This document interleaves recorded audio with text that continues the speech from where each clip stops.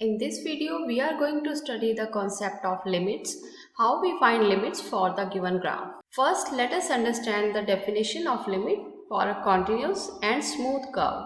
Limit is nothing but the y value when we are approaching to a specific x value either from the left side or the right side. For example, at this point, we can say as we are moving closer to 2 from the left side and the right side, we are heading towards the same y value, which is 4. So we can write this point in form of limit as limit x approaches to 2 equals 4. Same for this point, we can say that limit is negative 2 when x is approaching to a, and this point can also be written in form of limit. So this way we can see that the limit exists at each and every point of this function, and limit is just the point itself. At this point we can say limit is 0 when x is approaching to negative 3. At this point we can say the limit is 0 when x is approaching to 6. Same way for this point limit is 3 when x is approaching to 0. Now let us find limits for the graph of a piecewise function when the curve is not a smooth and continuous curve. First we find the left-sided limit.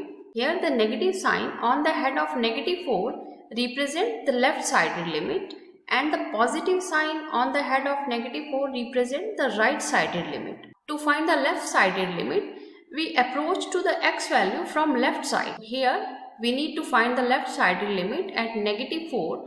So we walk on this graph from the left side of negative 4 like this, and see where we are heading to. We are heading towards positive infinity. For the right sided limit, we walk on this graph from the right side of negative 4 along this curve like this, and again we are heading towards positive infinity. We are going in the same direction. So the right sided limit is positive infinity as well. And we know that a limit exists when the left limit is same as the right sided limit. So here we can say that whole limit at negative 4 exists and equals to positive infinity. To find the left sided limit at 2, we walk on this graph from the left side of 2. Where we reach at 5. That means the left sided limit at 2 is 5. Next, to find the right sided limit, we move closer to 2 from the right side. So we walk on this graph from the right side of 2, and as we move closer to 2, we reach at 3. The y value is 3 over here. So the right sided limit is 3. Next we see that the left sided limit is 5, right sided limit is 3. Since the left sided limit is not same as the right sided limit, that means limit does not exist at 2. Next we need to find the left sided limit at 4. So we move towards 4 from the left side. Where we are heading to? We are heading towards 4. This y value is 4 here. So the left sided limit is 4. Next, to find the right sided limit, this positive sign represents the right sided limit. So we move closer to 4 from the right side. We walk on this graph and come closer to 4 from the right side. And where we reach? We reach at 4. So the right sided limit is again 4. At 4, since the left sided limit and the right sided limit are same, that means limit does exist at 4, and this would be the same as well. So the limit when x is approaching to 4 is 4. So here we observe that limit does not exist when the graph is disconnected, but limit always exists at whole. Next we need to find the value of this function at some point. We need to find the value of this function when x is 2. When x is 2, there are two values for x. One is 5, but that is the open circle. We never consider the open circle y value. We always consider the filled dot, the black dot. So the y value at 2 is 3. Next, we need to find the y value at 4. To find the function value at 4, again we will look for the black dot, for the filled in dot, not the open circle. So at 4, the filled in dot is 6. That means the y value is 6. So the function value f of 4 equals 6. Let us look at another example. Here we need to find the left-sided limit at negative 4. At negative 4, the left-sided limit is 3 and the right-sided limit is 3 as well. Because we are approaching to the same y value, whether we are coming from the left side or we are coming from the right side, we reach at the same y value.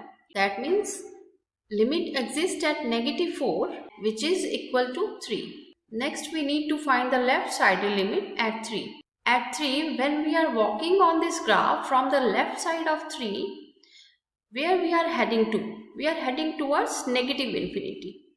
Therefore, the left-sided limit is negative infinity. And when we are coming closer to 3 from the right side, we are walking on this graph from the right side of 3, we are heading towards positive infinity. So the right-sided limit is positive infinity. Since the left-sided limit is not same as the right-sided limit, therefore limit does not exist here. Now let us look at the left-sided limit when we are approaching to 7. For this left-sided limit, we are approaching to 7 from the left side. So we are walking on this graph from the left side and we are heading towards positive infinity. So this limit is positive infinity.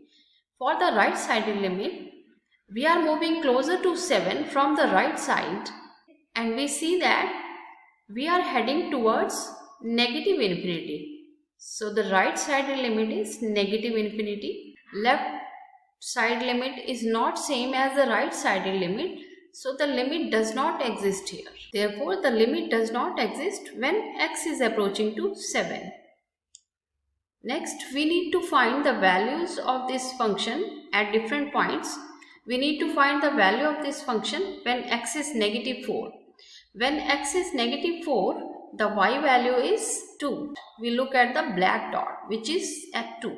So the y value is 2 when x is negative 4. When x is 9, the y value is 2.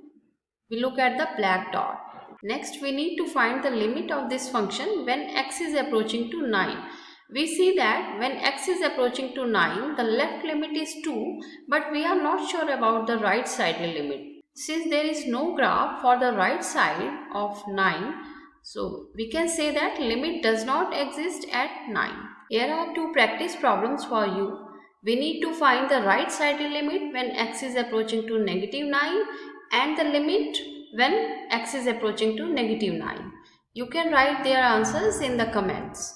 Thank you.